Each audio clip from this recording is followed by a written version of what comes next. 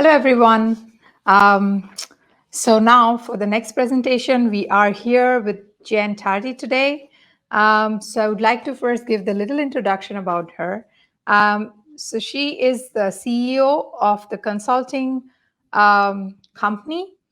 She's holding 15 years of experience for multi-industry, from the multi-industry in the field of HR and the recruiting as well. She also won the award of LinkedIn Top Voice 2020, and she is as being the diversity recruitment trainer and a career coach. Today, her topic is navigating bias, control your career destiny. So, Jenn, the stage is yours now. I so appreciate that. And thank you for that introduction. I am very excited to be here today at the Tech Job Fairs. So thank you all for making this possible. So like you said a second ago, I am talking about one of my favorite topics, which is control your career destiny. And today's objective in the short time that we have, we'll make the most of it. But I really want to take some time to explore some actions that are necessary as you're navigating common areas of workplace bias so that you're able to build a very intentional career path. And I mentioned a second ago, this is actually one of my favorite areas of coaching.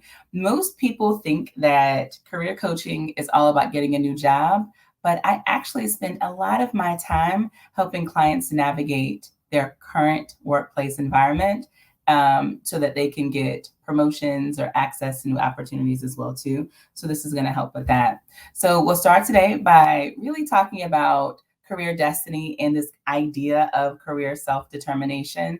And then I'm going to reveal 3 of my 7 common actions that I share in our inner circle that you can take in order to control your own career destiny. And then I'm going to do my best to save some time at the end to answer some questions, and I have a gift for you.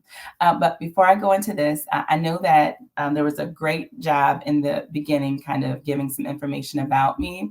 But just to let you know, 2 quick things. I actually with Jennifer Tardy Consulting, we speak to 2 different audiences. In one audience, we do career coaching, where we help people from historically underrepresented populations to navigate bias so that they can land a job and get promoted. But then on the other side, we work with employers, helping them to implement effective diversity recruiting programs so that they can increase diversity. So we're very intentional about spending time on both sides of the table. And so a lot of what I teach about and what I'll teach about today are things that I pull from conversations with leaders. And a lot of what I coach leaders on are things that I pull from conversations with people who are on their job search. And so, I do want you to know that of all the social media platforms, I spend the most time on LinkedIn. So if you want to follow me on LinkedIn, just follow that QR reader and you'll get connected to my page. Now, here's something interesting. My clients who are on their job search, who are very ambitious, they would share with me at various times that they have just this desire to work for a good company. And of course, that goes without saying. But the more I heard them talk about it, I decided to really try to unpack this desire with them. And with the more questions that I would ask them about what is a good work environment to you, the more I was led here to talk about these 3 points. To my clients, a good company equals a good work environment. It's a place where you can feel included, you feel heard, you feel respected, valued, and more. And then a good work environment enables you to be your best at work. When you're able to be your best at work, there's this sense of control over your career, over your actions, behaviors, and your situations, right? And then being able to be your best at work gives you this sense of what I like to call self-determination of your career. You feel as if you are in the driver's seat of your career destiny. So if we know this, then what is this whole idea of self-determination? Self-determination is the power to control your own destiny or your own career path. Therefore, you've got to ask yourself, what do I have to navigate as a job seeker, as an employee, if I truly want to control my own career destiny. And through talking to thousands of job seekers, I found there to be 7 things that you will likely have to navigate as you gain a sense of career self determination or to control your own career destiny. But even though there are 7, I'm going to talk about 3 of them today. I only have that time, but I picked the sweetest 3 to talk to you about. If you want to learn the other ones, you can learn them through our Inner Circle program, and even some of them through the free gift that I have for you at the very end. But the 3 that I'm going to talk about today, I'll tell you up front, and then we'll dive into them. To control your own career destiny or to have a sense of self-determination, you have to first learn about the decision makers, leaders, and influencers. I'll talk about that in a second. Second, you have to learn the unwritten rules within the company that you're working within. And then third, you have to build a muscle to begin having more courageous conversations. So let's get right into this, and let's start with talking about number 1, which is decision makers.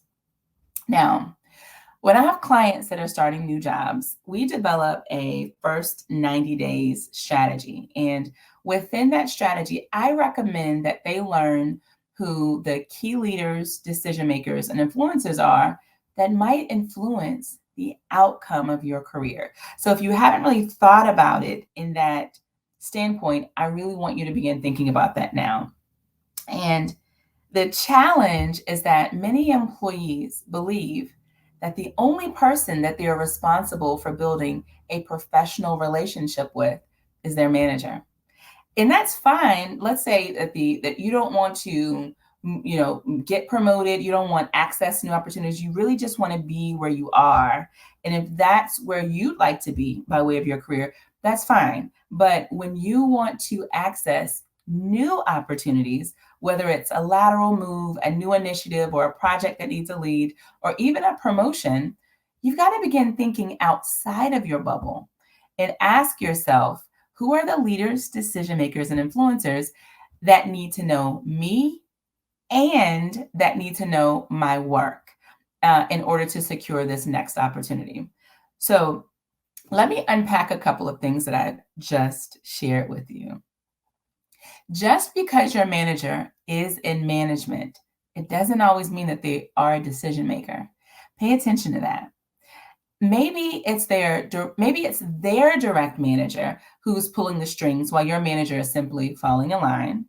Plus, there may be a person or two who is not even in management, or they're simply outside of your department, but they are so well respected that they have the ear of the right people and they can influence the outcome of your career. Those are the people that I call influencers. Do they know you too? And it's really important that they do know you, because even when we think about leaders, they don't have to be leaders in your department. They could also be senior executive leaders influencing the outcome of your career. And if they don't know you, they won't be able to lean in to recommend you for the next opportunity. Which brings me to my second point. Do these leaders, decision makers, and influencers know who you are and your work? Both are important, and I've seen it happen again and again when promotional decisions are being made, which is usually behind closed doors, where you don't even know that these decisions are being made. Where the names of employees come up, especially people of color, women, etc., that they may come across the table, and leaders will admit that maybe they've heard of you, right? But they've never heard of your work. So what that looks like in reality is maybe they'll say, well, I've heard of Jane Doe, and I've heard she's a nice person, but I really don't know how she works. So although leaders have a lot of work to do when it comes to creating more diverse networks within their company, but in the meanwhile, you also have to make sure that you're building professional relationships with these leaders and influencers and decision makers in addition to the relationship that you're building with your manager. And let me just share one other quick thing with you too while we're talking about number one. You cannot grow your career and stay in your comfort zone. Hanging around and networking with people who only identify similarly to you will make it may be okay, you may get access there, but you will likely have to go outside of your network to really get ahead with where you're trying to go. Learning to be intentional doesn't mean nixing your workplace friendships. It means that you can have those plus a network of people who can also support your career and getting to the next level. And if both of those worlds can intersect, then that's a great bonus. And be sure to hold closely to those friends as well too. Now, let's talk about number 2, which is unwritten rules. Have you ever wondered what actions and behaviors get people ahead where you work? Or what actions and behaviors leave people behind where you work? I invite you to really start being curious about these 2 questions. What actions get people ahead and what actions leave people behind? What is the most important what's really most important here is that you know that getting to the next level is not just happenstance. It's a game of unwritten strategy typically. Too many employees believe that, for example, according to our employment policies, positions get posted, people apply, and the most qualified actually gets promoted into those positions. And it should be that way, right? Because that's the way that it's been published within your organization.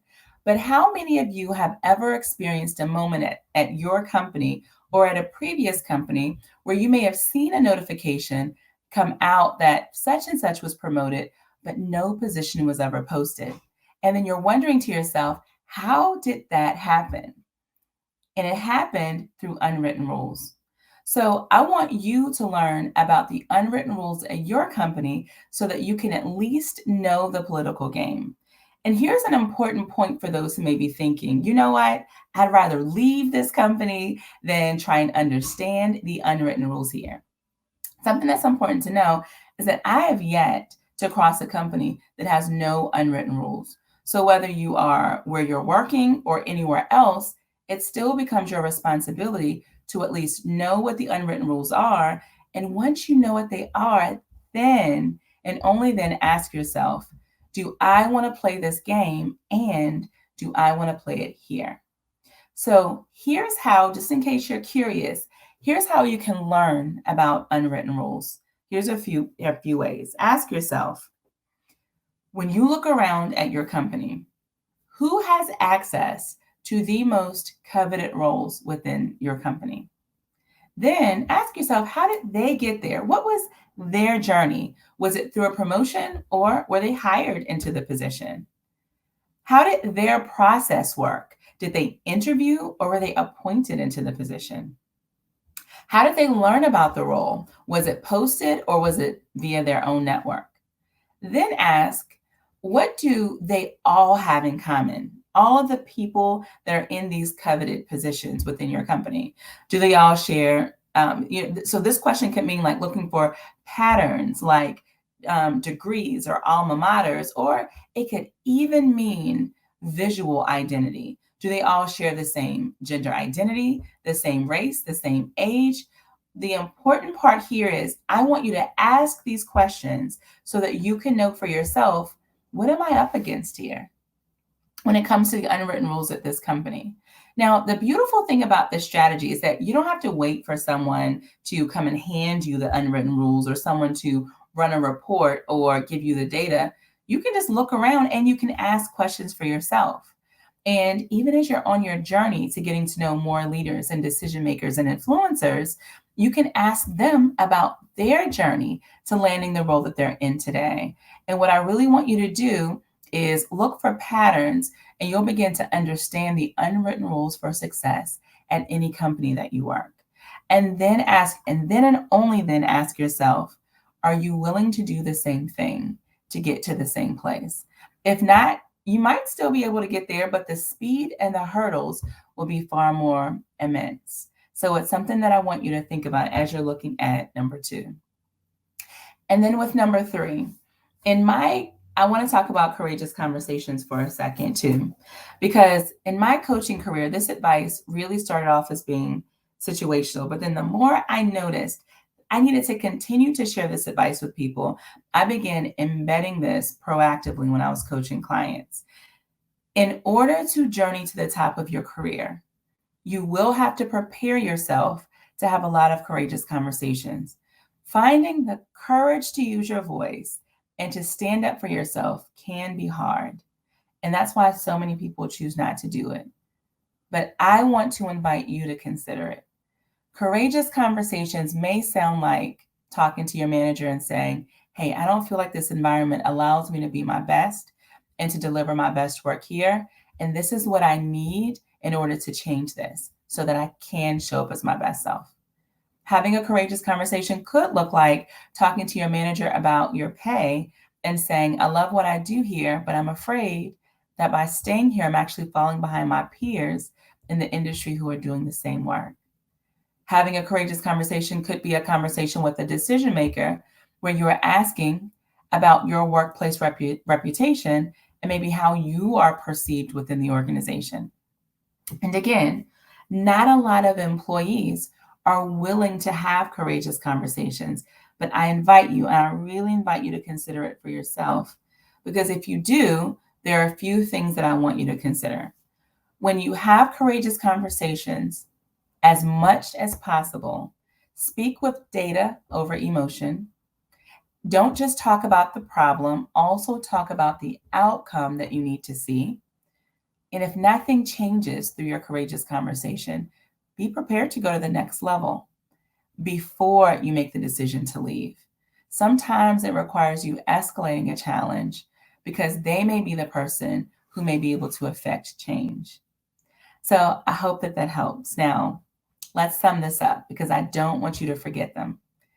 To summarize, in order for you to control your own career destiny and have a sense of career self-determination, learn the decision makers, leaders, and influencers, learn the unwritten rules, and learn how to build the muscle of having more courageous conversations.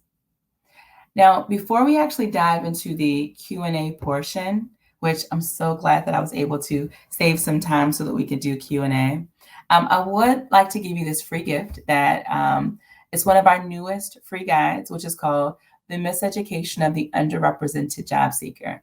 And in this guide, I unpack 10 beliefs that lead to misconceptions about the hiring process. Plus, I get to share advice on what to do about it. So as you are downloading your free copy, I do want to open up some time for some questions. So do we have any questions? Yes, I think there is one question. Just a sec. Sure. So it says, Ashmana, and there is, wait, just a sec. Oh yeah, can you see on the screen the question? I sure can. Yeah.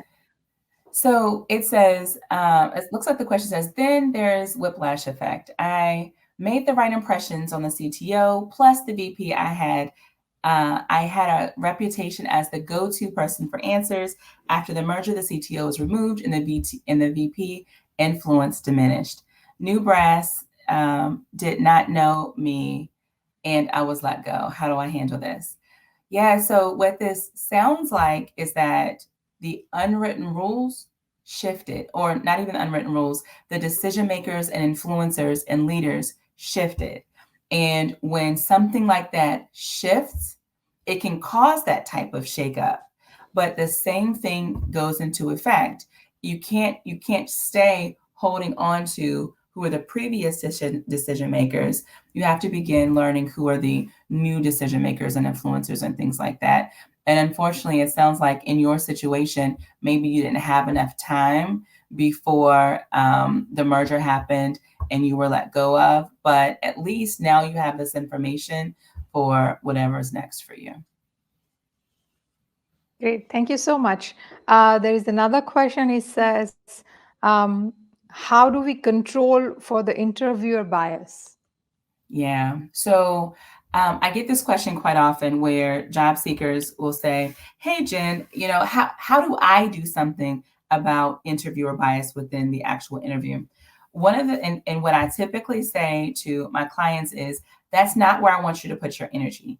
I don't want you when you're sitting in an interview to be sitting there saying, okay, the interviewer probably has recency or primacy bias. And so I need to do X, Y, and Z because all of that takes away from your energy on being very present during your interview and being able to answer questions and showing up as your best because your mind is all over the place. I'd rather you understand common biases before going into the interviewing process so that you're able to show up well during the interviewing process. But then as you show up well, really focus on being present and not trying to decipher or pick up on whether bias is happening during the interview. I hope that that makes sense and I hope that that information helps. So if you have a good career coach, that career coach will talk to you about common biases that not only happen during the hiring process, but specifically during the interview. And so a good example of that is if I had a client who had, let's say a client had blue hair. I love blue hair. I have no issue with blue hair. But what I would say to that client is that your blue hair may be a whole distraction when you're going in for an interview. And I'm not saying it because I'm telling you to change your hair. By no means am I telling you to change your hair, but I want you to understand what you may be up against. And some clients will decide, hey, I may change my hair color. Some clients may decide, hey, I'm going to keep my hair color. And if they don't like me for who I am, then I don't want to be there. And both is, I don't judge either process. My only job as your career coach is to make sure to make sure that you know what obstacle you may face just because of biases that happen within the hiring process. So I hope that that example helps. Yeah, that was really a very good example to just sort of be aware that you coach them to be aware of the situation that it might occur, you know. Absolutely. Um, the next question is when I was applying for the leadership role, I was told that I don't have that experience. How do I emulate that sense of leadership during the interviews? Excellent question. So, uh, what's difficult about this question is you said you were told that you don't have that experience. My assumption is that you were saying that you were told that you don't have leadership experience. My question to you then would be, what does leadership experience look like to that employer? And it's great to know that in advance. So, leadership experience could look like that you've actually supervised people before, okay, that you've supervised people for other employers. Leadership experience may be more specific where you've actually managed managers before. To other people it may be that you've had at least 1 year of experience. To other people maybe you've had at least 5 to 10 years of experience.